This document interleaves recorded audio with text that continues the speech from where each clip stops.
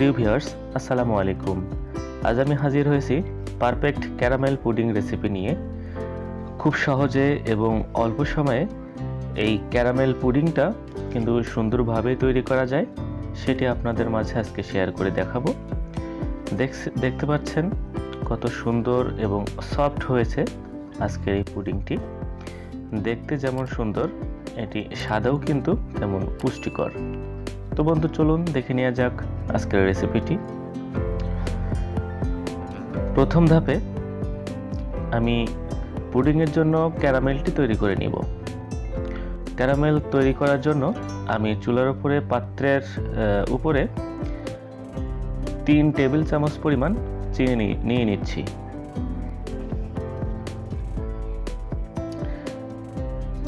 এবং চিনির উপরে 1.5 টেবিল চামচ পরিমাণ পানি দিচ্ছি। চিনি এবং পানিটা একটু মিশিয়ে নিব। দেখতে পাচ্ছেন বন্ধুরা,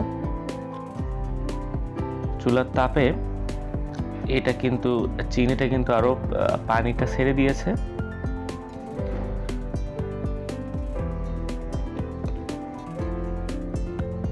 এটা চুলার উপরে রেখে দিব যতক্ষণ না এমন একটি কালার না আসে। পারফেক্ট একটি কালার চলে আসছে ক্যারামেলের। এখন আমি আলাদা একটি বাটিতে ঢেলে রাখবো।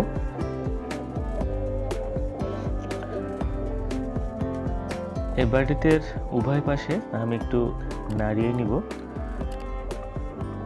ক্যারামেলটি বসে যাওয়ার আগে এই পদ্ধতি কিন্তু অবলম্বন করতে হবে, বসে গেলে এটা কিন্তু আর নাড়ানো সম্ভব হবে না। দ্বিতীয় ধাপে আমি তৈরি করে নিব ক্যারামেলের উপরে যে উপাদানটি দিব সেটি। আমি একটি এখানে ডিম ভেঙে নিচ্ছি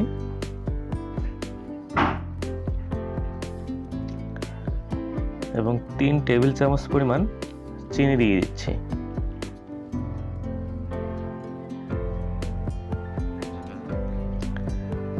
উভয় উপকরণ দুটি আমি মিশ্রণ করে নিচ্ছি।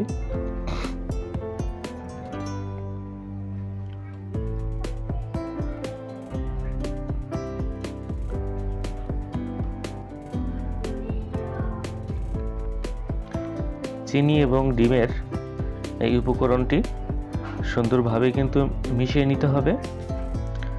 এখন আমি এই মিশ্রণের উপরে গরুর দুধ 1 কাপ পরিমাণ দিয়ে দিচ্ছি। মেজারমেন্ট কাপের 1 কাপ পরিমাণ এখানে দিয়ে দিচ্ছি। আবারও দুধের সাথে সেই উপকরণটি ভালোভাবে মিশিয়ে নিচ্ছি।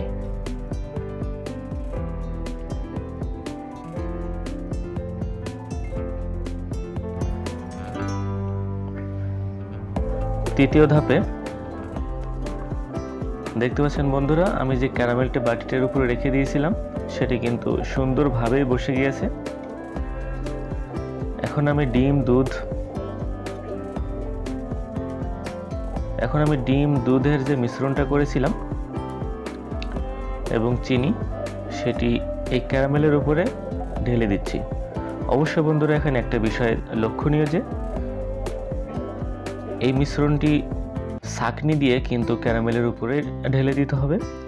দেখতে পাচ্ছেন আমি যে ছাঁকনিটা ব্যবহার করেছি এখানে কতটা পরিমাণ জাম দেখা যাচ্ছে।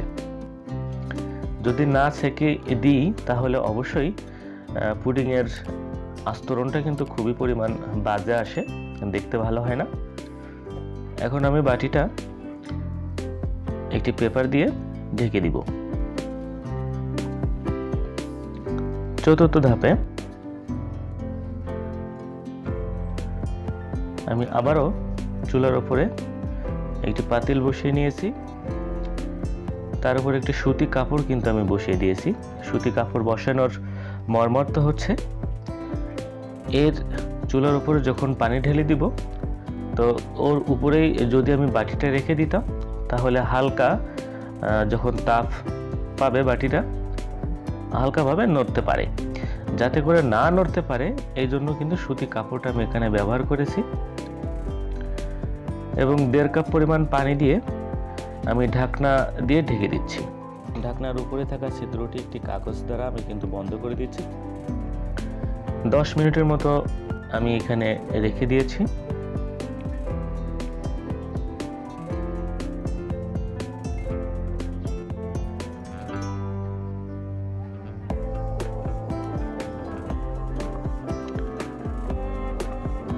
দশ মিনিট পরে আমি ঢাকনাটা তুলে দেখব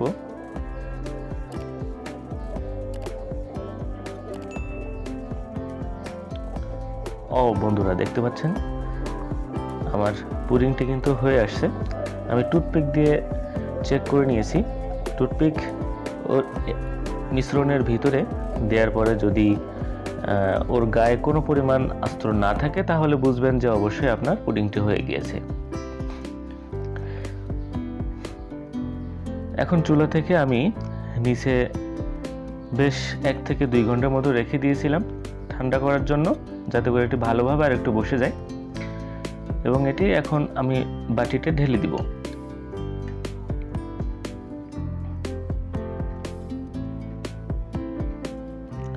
দেখতে পাচ্ছেন বন্ধুরা, ক্যারামেলের কালারটা কি সুন্দর আসছে,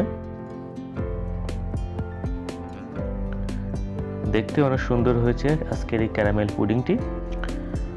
আজকের এই ক্যারামেল পুডিংটা কিন্তু অল্প সময়ে রান্না করা সম্পন্ন হয়েছে।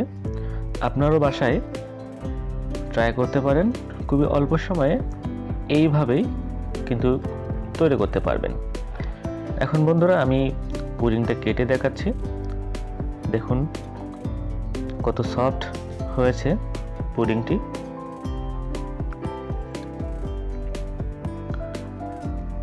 অল্প সময় কিন্তু সুন্দর একটি পুডিং তৈরি করে ফেলেছি। পুডিং রেসিপিটি পছন্দ হলে অবশ্যই চ্যানেলটিকে সাবস্ক্রাইব করে পাশে থাকা বেল আইকনটি ক্লিক করে সাথে থাকার বিনীত অনুরোধ।